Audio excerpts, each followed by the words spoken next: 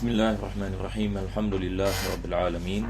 Wassalatu wassalamu ala asyrafil anbiya'i wal mursalin Sayyidina Muhammadin wa ala alihi wa sahbihi ajma'in. Alhamdulillah, para jemaah yang dirahmati Allah Subhanahu wa taala.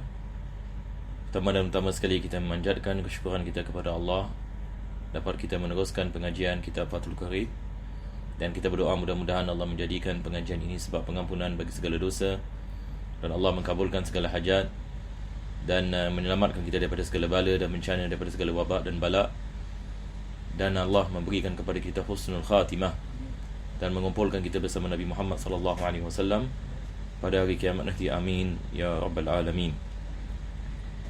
Jadi insya-Allah seperti biasa, sebelum kita masuk kepada kitab, kita melakukan sedikit ulang kaji atas apa yang kita telah membicarakan pada minggu yang lepas. Minggu yang lepas kita sedang membicarakan berkenaan dengan keaiban-keaiban yang wujud, sama ada keaiban tersebut ada pada isteri ataupun suami, yang boleh menyebabkan pernikahan itu menjadi fasakh, iaitu dipisahkan di antara suami dengan isteri. Maka di sini penulis dia membicarakan 5 jenis keaiban ataupun penyakit yang ada pada isteri, dan 5 jenis keaiban ataupun penyakit yang ada pada suami. Maka ada sebahagian daripada penyakit ini, dia sama ada isteri ataupun suami, dia adalah perkara yang sama. Yang pertama sekali kita membicarakan tentang penyakit gila. Kalau sekiranya seorang itu dia melakukan pernikahan, sama ada isteri mendapati suaminya gila ataupun suami mendapati isterinya gila setelah ini pernikahan, maka dia boleh menuntut untuk pernikahan itu menjadi fasakh. Maka ini adalah jenis yang pertama. Yang kedua, kita membicarakan tentang penyakit yang dikenali sebagai juzam, dan yang ketiga adalah penyakit yang dikenali sebagai al-baras. Maka penyakit-penyakit ini dia adalah penyakit yang bahaya, yang boleh memberikan mudarat ini kepada orang lain dan boleh dijangkiti. Seperti yang ini penyakit juzam ini, seperti mana kita mengatakan, dia merupakan penyakit yang mana bahagian-bahagian daripada badan itu, darah yang ini tidak dapat ini mengalir ini ke dalamnya, maka menyebabkan anggota-anggota badan yang ini terpisah ini daripada badan. Dan begitu juga ini penyakit al-baras, ini dia ada sejenis ini penyakit ini kulit, yang juga ini menyebabkan bahaya yang ini di dalam badan ini seseorang. Dan selepas itu penulis ini membicarakan bagi wanita ada penyakit yang dikenali ini sebagai penyakit yang menyebabkan kemaluannya tidak dapat ini dimasuki zakar, dan sama ada kemaluannya tertutup dengan isi ataupun tertutup dengan tulang. Maka ini adalah 2 ini jenis. Apabila kita campur ini kepada 3 yang pertama, iaitu gila, juzam dan juga baras, dan selepas itu kemaluan ditutupi dengan isi. Yang kelima adalah kemaluan ditutupi dengan tulang. Maka ini ada 5 jenis ini keaiban yang mana seorang suami boleh meminta ini fasakh. Dan berkenaan dengan suami pula pun, yang ini 5 jenis ini penyakit. Yang 3 pertama adalah perkara yang sama, iaitu penyakit gila, juzam, baras. Yang keempat adalah apa yang penulis ini mengatakan penyakit al-jab. Penyakit ini al-jab ini dia adalah tidak ada kemaluan, yang ini zakarnya tidak wujud sama sekali. Maka dibolehkan bagi isteri untuk memfasahkan nikah, ataupun yang ini ada tapi sedikit sahaja, yang tidak boleh digunakan ini untuk berpersetubuhan. Ini adalah penyakit yang dikenali sebagai penyakit al-jab. Yang kelima adalah apa yang disebutkan sebagai al-unnah. Al-unnah ini adalah kewujudan ini zakar, akan tetapi zakar tersebut tidak dapat menegak, iaitu dia tidak dapat ini melakukan persetubuhan ini bersama isteri. Maka berkenaan dengan penyakit unnah yang saya tak sebut ini pada minggu yang lepas, para ulama kita mengatakan diberikan masa setahun. Kalau sekiranya dalam masa setahun penyakitnya masih wujud, yang mana dia tidak dapat kembali kepada biasa, maka baru dibolehkan ini bagi seorang isteri untuk menuntut fasakh. Maka ini adalah 5 jenis ini penyakit bagi isteri dan juga ini bagi suami, yang mana mereka boleh menuntut fasakh. Dan ulama-ulama kita hari ini bahkan membicarakan lebih daripada 5 jenis penyakit. Maka mereka melakukan kias apa saja penyakit ini yang bahaya, yang boleh membawa kepada maut, yang boleh dijangkiti seperti penyakit AIDS, dan begitu juga dengan penyakit-penyakit ini yang lain. Maka ini juga adalah daripada jenis ini penyakit yang dibolehkan bagi suami ataupun isteri untuk meminta untuk meminta fasakh. Yang maksud daripada fasakh adalah membatalkan pernikahan. Membatalkan pernikahan. Dan membatalkan pernikahan, yakni mereka harus melakukan laporan kepada mahkamah, kepada qadi. Ini yang penulis mengatakan pada akhir bab, yakni diwajibkan ke atas mereka untuk melaporkan kepada qadi, dan qadi yang menentukan fasakh. Berbeza dengan apa disebutkan oleh Imam Syafi'i sendiri, seperti mana penulis mengatakan, maka nas al-Imam Syafi'i mengatakan dibolehkan bagi suami dan isteri mereka memfasahkan nikah dengan taradi, iaitu suami meredai dan isteri meredai, maka dibolehkan mereka melakukan fasakh sesama mereka. Akan tetapi ini bukan pendapat yang mu'tamad dalam madhab al-Imam Syafi'i. InsyaAllah kita akan kembali kepada nas ini, kembali kepada kitab, sebelum ini kita masuk kepada fasal berkenaan dengan mas kahwin. Jadi sekarang insyaAllah ta'ala kita akan lihat kembali kepada kitab Fathul Qarib. Maka ini yang tadi saya membicarakan akhir sekali. Penulis mengatakan di sini, wa yushtaratu fil uyubil madhkurati ar-raf'u fiha ila al-qadi. Yani kalau sekiranya wujud keaiban itu sama ada pada isteri ataupun pada suami, maka untuk fasakh itu berlaku, dia diwajibkan untuk kita kedepankan kepada al-qadi, iaitu mahkamah qadi yang menentukan fasakh. Wala yanfaridu zawjan bitaradi, dia bukan berdasarkan dengan keredaan kedua-dua belah pihak, isteri dan suami. Kama yaqtadihi kalamul mawardi wa ghairihi, dan ini adalah pendapat yang mu'tamad. Pendapat yang mu'tamad dalam mazhab al-Imam Syafi'i, fasakh itu tidak boleh berlaku melainkan ia berlaku daripada qadi. Qadi yang menjatuhkan fasakh. Jadi laporan harus diberikan kepada qadi, untuk qadi menentukan sama ada ini boleh berlaku fasakh ataupun tidak berlaku fasakh. Lakin zahiran nas khilafuhu, tetapi zahir daripada nas yang dimasukkan di sini adalah pendapat al-Imam Syafi'i. Dia adalah pendapat al-Imam Syafi'i sendiri. Dia berbeza dengan pendapat yang mu'tamad yang dipilih dalam madhab, iaitu wajib kita kedepankan kepada qadi, sebab pendapat ini mengatakan dibolehkan mereka melakukan fasakh sesama sendiri dengan taradi, iaitu dengan keredaan masing-masing. Jadi dengan ini alhamdulillah kita dah habis fasal ini berkenaan dengan penyakit-penyakit yang membolehkan fasakh. Sekarang ini kita akan membicarakan tentang fasal ini yang seterusnya, yang mana penulis mengatakan faslun fi ahkamis sadaq. Sadaq yang dimaksudkan di sini adalah apa dalam bahasa kita memanggilnya sebagai mas kahwin, bukan hantaran. Hantaran adalah perkara yang berbeza. Hantaran ini adalah hadiah, tetapi yang diwajibkan dalam bab pernikahan, apabila berlaku pernikahan, dia adalah apa yang dikenali sebagai as-sadaq. Sadaq ini yang mana bahasa kita panggil mas kahwin, dalam bahasa Inggeris kita panggil dowry.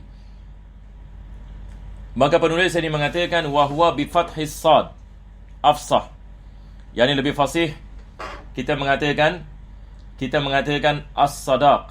Ini lebih fasih daripada kita mengatakan as-sidaq dengan kasrah. Seperti mana penulis mengatakan wa huwa bi fathis sadi afsahu min kasriha, yang boleh disebut sebagai sidaq dengan sadaq, tetapi sadaq ini lebih fasih, dan dia mushtaq minas sadaq. Dia diambil daripada perkataan as-sadaq bi fathis sad. Dan as-sadaq ini maksudnya adalah ismun li syadidatis sulbi, yakni dia adalah perkataan yang menunjukkan kekerasan, yakni sesuatu barang, ataupun kekerasan yakni sesuatu perkara. Tetapi dalam segi bahasa, dalam segi syariah, sebenarnya dia mengatakan wa syar'an ismun limalin wajibin ala rajuli binikahin aw wat'i syubhatin aw mautin. Dalam segi syariah, dia adalah nama bagi harta yakni yang diwajibkan atas lelaki, yakni atas suami, untuk membayarnya apabila berlaku pernikahan ataupun yakni berlaku persetubuhan dengan syubhah. Persetubuhan yang dengan syubhah, seperti seorang ini dia masuk ke dalam bilik, dia menyangkakan wanita itu isterinya, maka dia melakukan persetubuhan yakni bersama wanita tersebut, maka diwajibkan ke atasnya membayar yakni kadar yakni mas kahwin yakni kepada wanita itu. Au mautin, ataupun yang disebabkan kematian. Misalnya seorang baru menikah dengan seorang wanita, selepas itu wanita itu meninggal dunia, maka walaupun dia belum melakukan persetubuhan, diwajibkan dia membayar mas kahwin sepenuhnya maka wang itu akan diberikan kepada harta peninggalan si mati tadi. Jadi tetap diwajibkan mas kahwin. Jadi di sini harus kita faham yang mas kahwin ini hukumnya wajib, ini bukan sunnah.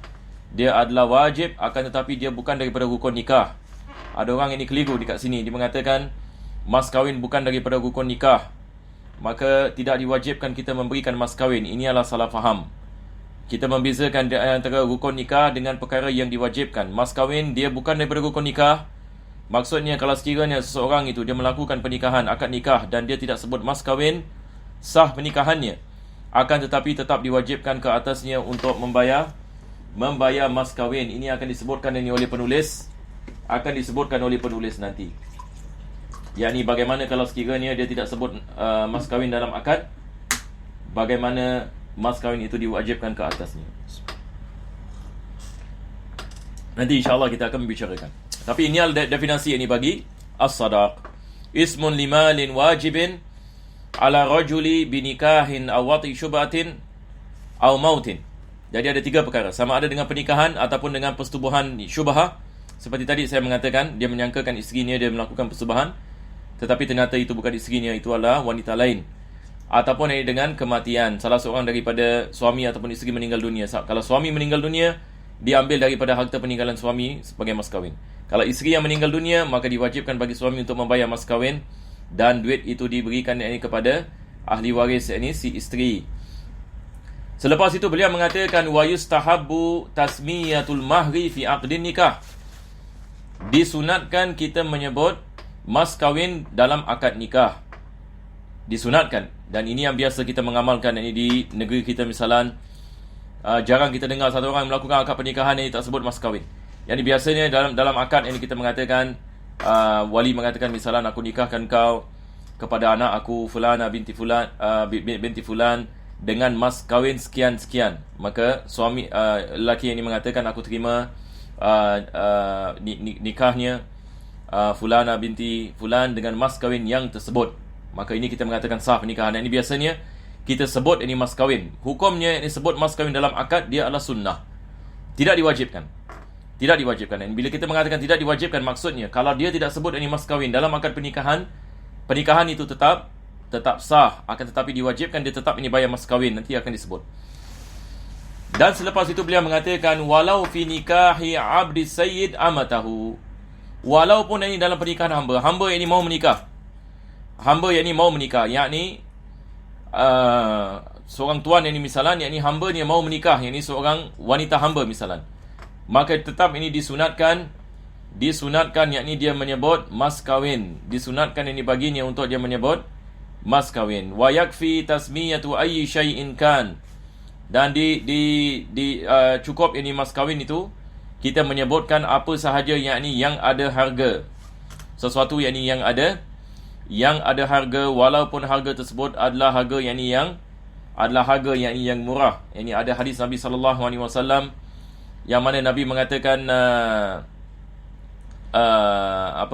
ada seorang ini sahabat, yakni dia mahu yang melakukan pernikahan dan dia tidak ada wang.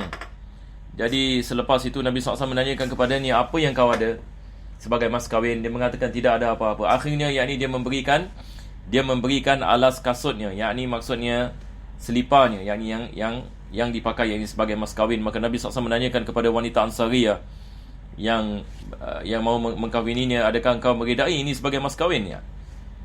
Kalau zaman sekarang ini subhanallah, kalau kita memberikan sandal misalan sebagai mas kahwin, ni mungkin ini orang tak mau. Tetapi disebabkan kemiskinan ini pada zaman dahulu, maka wanita itu meredainya, maka Nabi SAW ini mengkahwinkan mereka. Maka maksudnya di sini adalah apa sahaja yang ada harga. Akan tetapi penulis ini mengatakan lakin yusannu adamun naqsi min 10 dirahim. Akan tetapi disunatkan untuk tidak kurang daripada 10 dirham. Tidak kurang ini daripada 10 dirham. 10 dirham ini bagaimana? Yang ini berapa berat? Dirham ini yang dimaksudkan adalah dia diperbuat daripada perak, silver. Manakala dinar dia adalah daripada emas.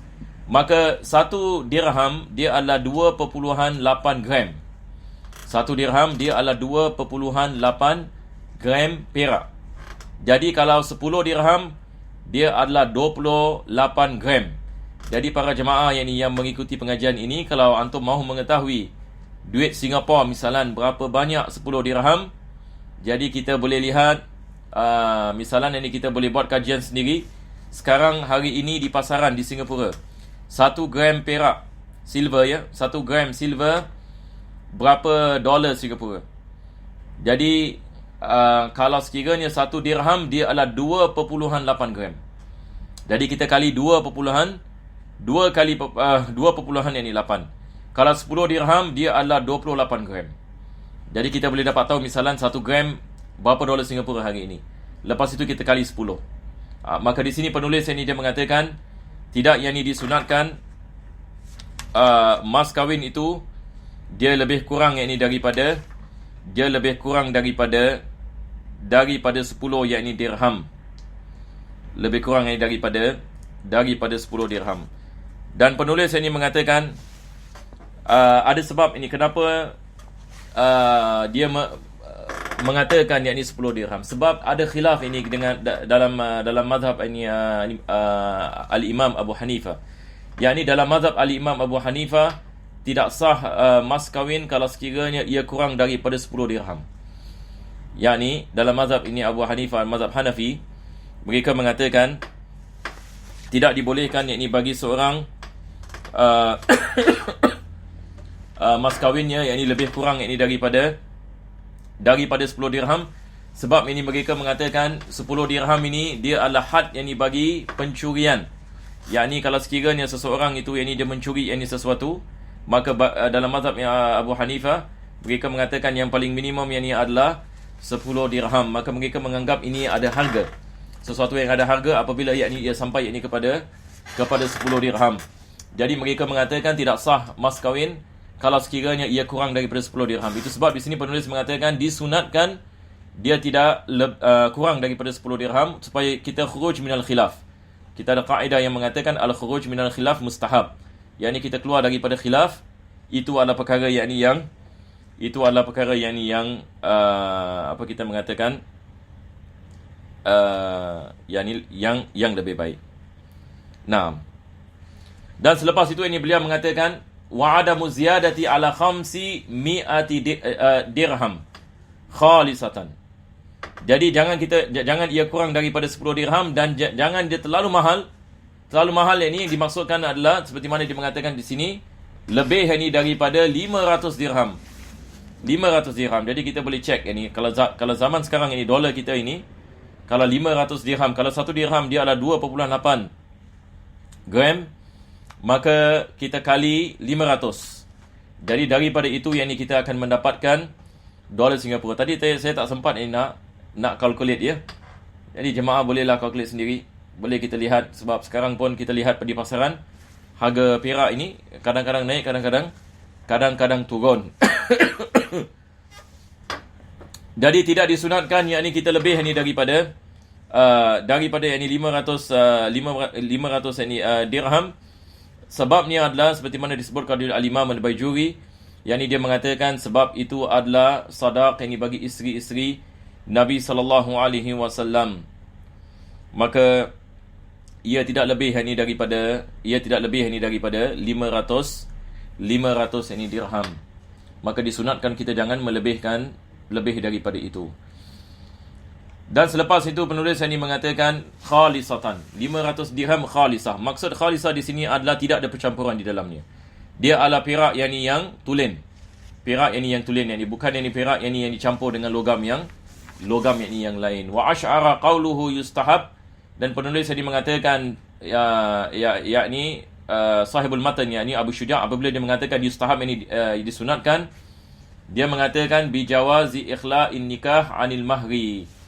Yakni disebabkan dia mengatakan ini yustahab sebab dibolehkan pernikahan itu berlaku tanpa mahar. Jadi disunatkan kita menyebut mahar dalam akad pernikahan. Tetapi kalau kita tidak menyebutnya, maka sah ini pernikahan. Tidak diharamkan. Bahkan dia perkara yang dibolehkan. Itu sebab dia mengatakan perkataan yustahab supaya kita dapat faham ya. Tetapi jangan kita keliru pula kita menyangkakan mas kahwin sunnah. Sunnah di sini adalah menyebut mas kahwin dan akad pernikahan. Tetapi mas kahwin hukumnya adalah wajib dan dia bukan rukun. Itu sebab kita mengatakan akad itu tetap sah walaupun mas kawin itu tidak disebut. Wa huwa kadzalika fa in lam yusamma fi aqdi nikah mahrun sahal aqdu. Ini matan yang mengatakan kalau dia tidak menyebutnya dalam akad pernikahan, yakni mas kawin tidak disebut dalam akad pernikahan, sahal aqdu, akad itu tetap ini menjadi sah. Wa hadha ma'na tafwid. Ini yang dimaksudkan ini dengan penyerahan, yakni tafwid. Yakni maksudnya seorang yakni wanita, yakni misalnya ini dia mengatakan kawinkanlah aku tanpa mahar. Kawinkanlah aku tanpa mas kawin. Yakni wanita mengatakan kawinkanlah aku tanpa mas kawin. Maka walinya pun yakni mengkahwinkannya dan mereka tidak sebut yakni mas kawin dalam akad pernikahan.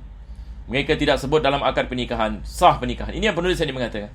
Yakni dia tidak sebut mas kawin, maka pernikahan ini tetap yakni sah.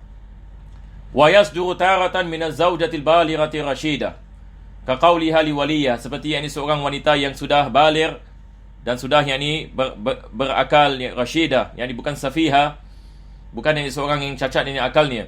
Dia faham tentang akad, dia faham ini tentang perkahwinan dan sebagainya, dan dia sudah baligh, maka dia memberikan keizinan. Misalnya dia mengatakan kepada walinya, dia mengatakan zawijni bila mahrin, yakni kawinkan aku tanpa mas kawin, ataupun yang dia mengatakan au ala an la mahrali, kawinkan aku yakni tanpa adanya mas kawin. Ini seorang wanita mengatakan kepada walinya, fayuzawwiju hal waliyu wa yanfil mahra au yaskutu anhu.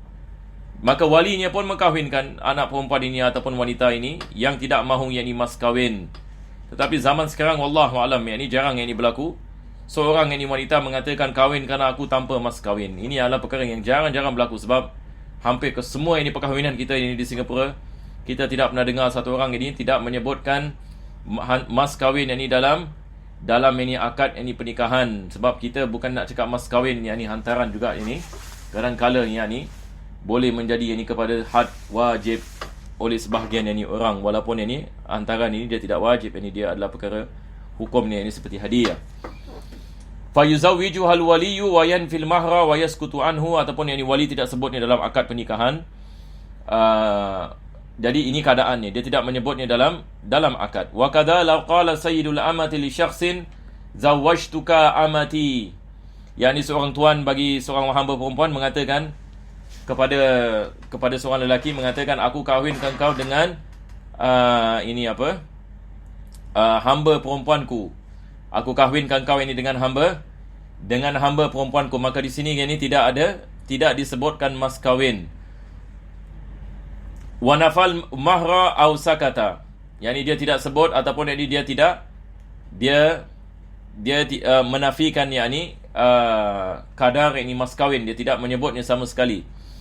Wa idza sahat tafwid, apabila penyerahan itu menjadi sah, yakni maksudnya yakni dia tidak mahu mas kawin tersebut dan dia tidak menyebutnya ini dalam akad ini pernikahan, mas kawin itu tetap diwajibkan. Nampak tak? Ini seperti mana tadi saya mengatakan pada awalnya, walaupun yakni dia mengatakan aku tidak mahu ini mas kawin itu diwajibkan dengan 3 perkara. Dengan adanya salah satu daripada 3 perkara. Sekarang macam mana yang ini mas kawin itu boleh diwajibkan? Yang pertama yang ini dia mengatakan, misal dia mengatakan an yafridahu az-zawj ala nafsihi wa tarda zawjatu bima faradahu. Seorang wanita mengatakan kawinkan aku tanpa mas kawin, tapi suami yang nak kawinkan mengatakan aku tetap nak memberikan mas kawin. Aku berikan kau sebentuk cincin. Aku akan berikan kau sebentuk cincin. Maka setelah yang ini melakukan akad, walaupun ini tidak disebut ini mas kawin, misalnya suami mengatakan yang aku nak memberikan mas kawin dalam sebentuk cincin, dan wanita itu meredai, dia mengatakan baiklah.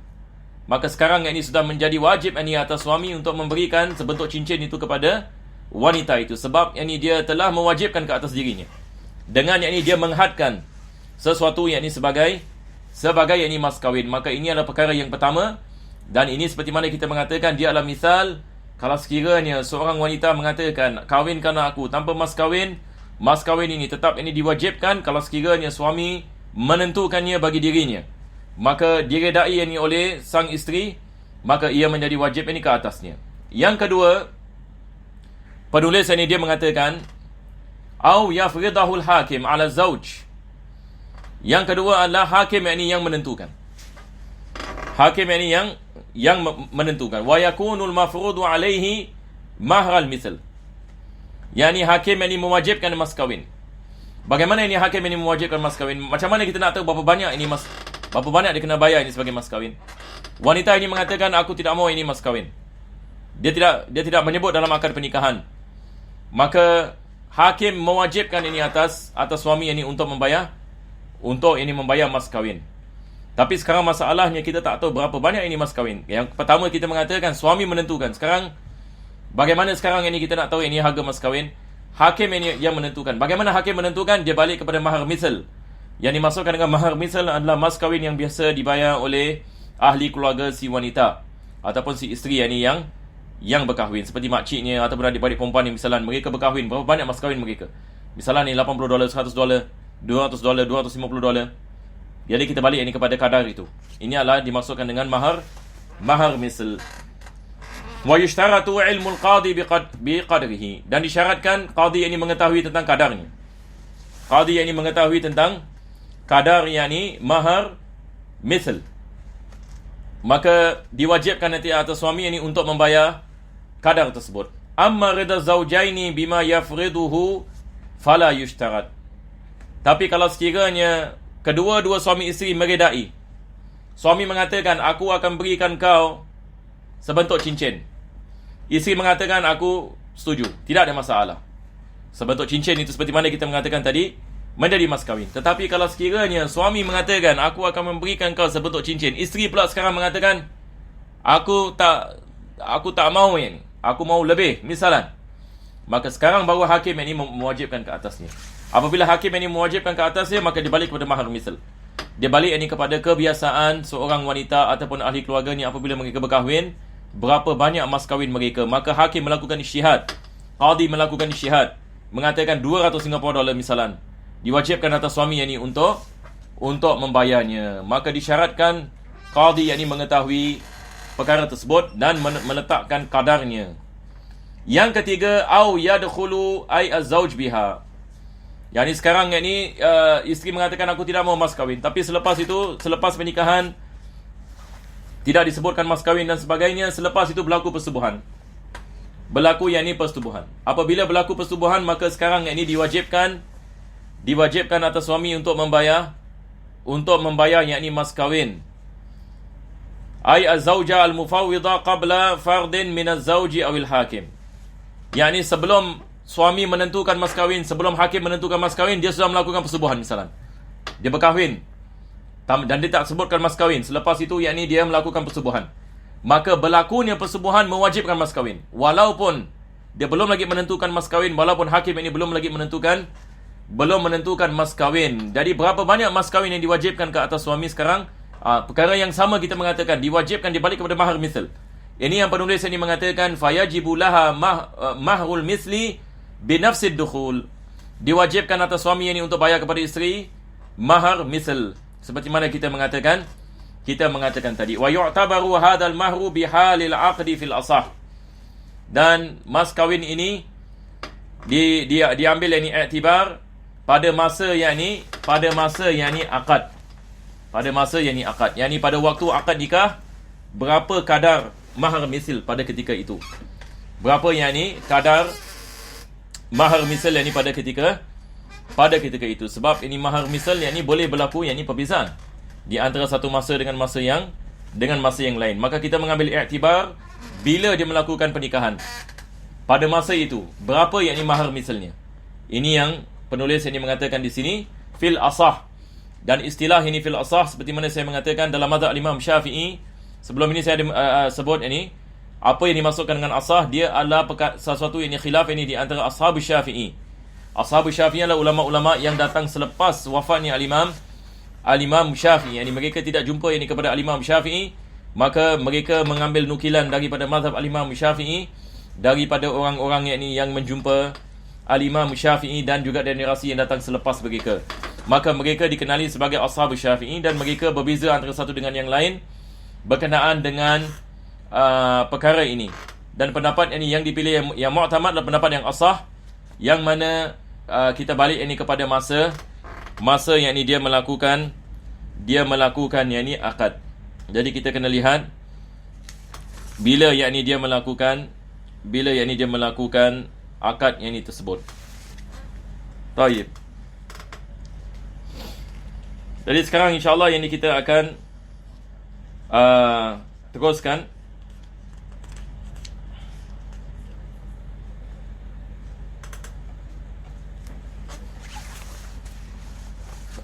Kepada seterusnya. Penulis tadi mengatakan, selepas itu, wa in mata ahadu zawjain.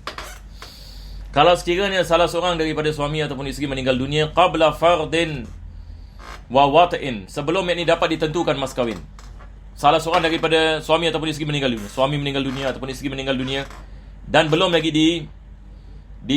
ditetapkan, ataupun belum lagi berlaku persubuhan, wa wata'in, wajaba ma'hul misli fil adhar, diwajibkan mahar misal. Sebagai misal, seorang berkahwin, dalam akad dia tidak sebut mas kahwin. Kita mengatakan perkahwinan itu sah. Selepas itu dia meninggal dunia, suami meninggal dunia, maka sekarang mas kahwin tetap diwajibkan daripada harta peninggalan si suami. Berapa banyak yang kita mengambil daripada harta peninggalan si suami, kita ambil kadar mahar misal. Kalau sekiranya mahar misal $200, $200 diambil daripada harta peninggalan si suami dan diberikan kepada isteri. Walaupun belum lagi berlaku persetubuhan, diwajibkan kita mengambil wang itu daripada harta peninggalan si suami dan diberikan kepada si isteri. Maka ini menurut ini kepada pendapat Al-Azhar. Pendapat Al-Azhar ini maksudnya pendapat yang lebih kuat daripada pendapat Al-Imam Syafi'i itu sendiri. Yakni Al-Imam Syafi'i ada beberapa pendapat dalam masalah ini, maka diambil ini pendapat yang kuat, dan istilah Al-Azhar balik ini kepada qaul Al-Imam Syafi'i dan bukan yakni pendapat ashab. Berbeza dengan asah.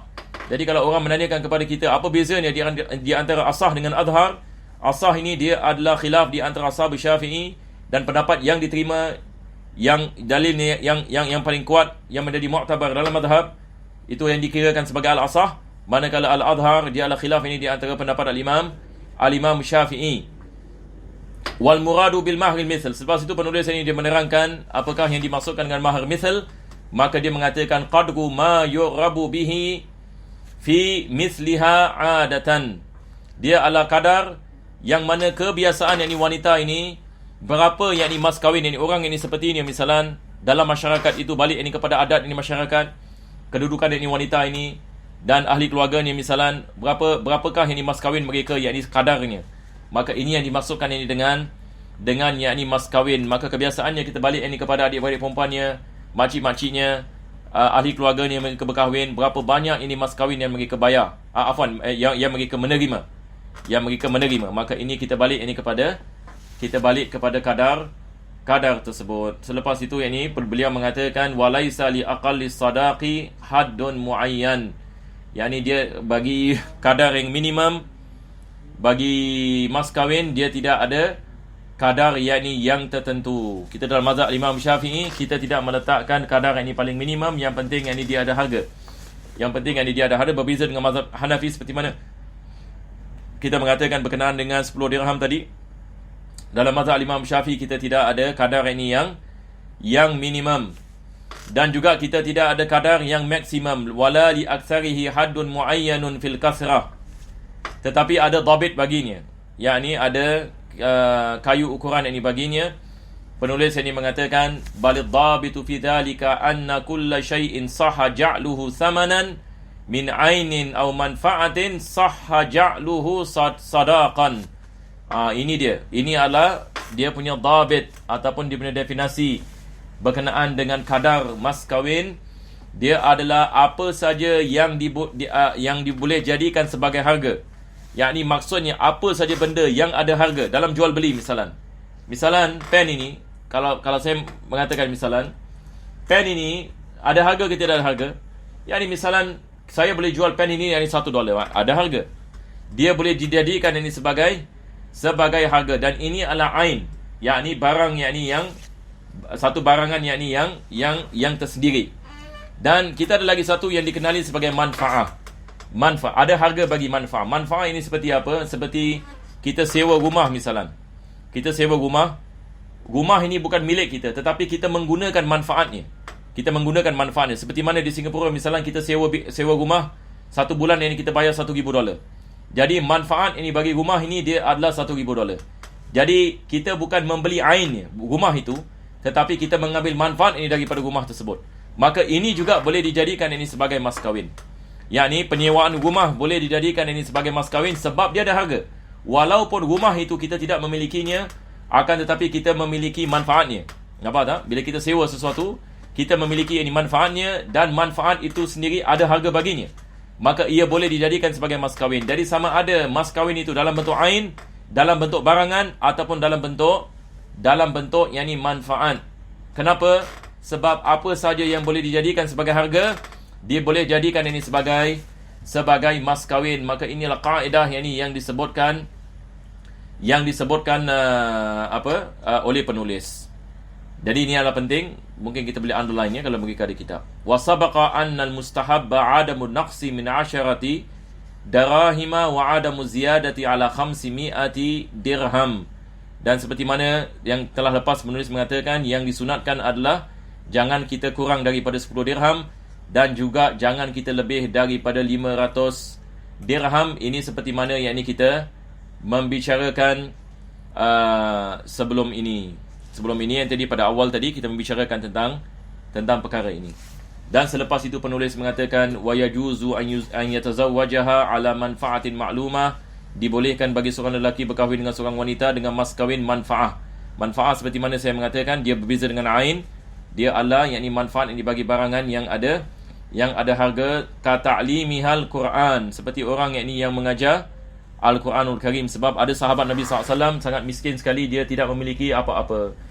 Maka dia nak berkahwin, Nabi SAW menanyakan kepadanya, apa yang kau miliki? Dia mengatakan, tidak ada apa-apa ya Rasulullah, kecuali aku ada menghafal dan mengetahui makna sebahagian daripada ayat-ayat dalam Al-Quranul Karim, ataupun sebahagian daripada surah-surah Al-Quran.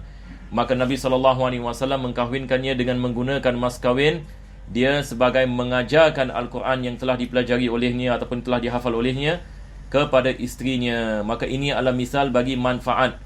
Dia bukan ain, akan tetapi dia adalah satu khidmat, yang mana dia mengajarkan kepada isterinya tentang sesuatu maklumat yang ada pada dirinya. Maka ini boleh dijadikan ini sebagai mas kahwin, dan penulis ini menggunakan misal ini di dalam kitab ini Fathul Qarib, supaya ini kita dapat memahaminya dengan lebih baik. Jadi insya-Allah taala kita berhenti di sini, dan minggu depan insya-Allah kita akan membicarakan tentang kalau sekiranya suami belum lagi melakukan persetubuhan, bagaimana pula dengan mas kahwin kalau dia menceraikannya ini selepas ini akad. Ini insya-Allah taala kita akan tangguhkan ini pada minggu yang akan datang. Wa sallallahu ala sayyidina Muhammadin wa ala alihi wa sahbihi wa sallam. Walhamdulillahirabbil alamin.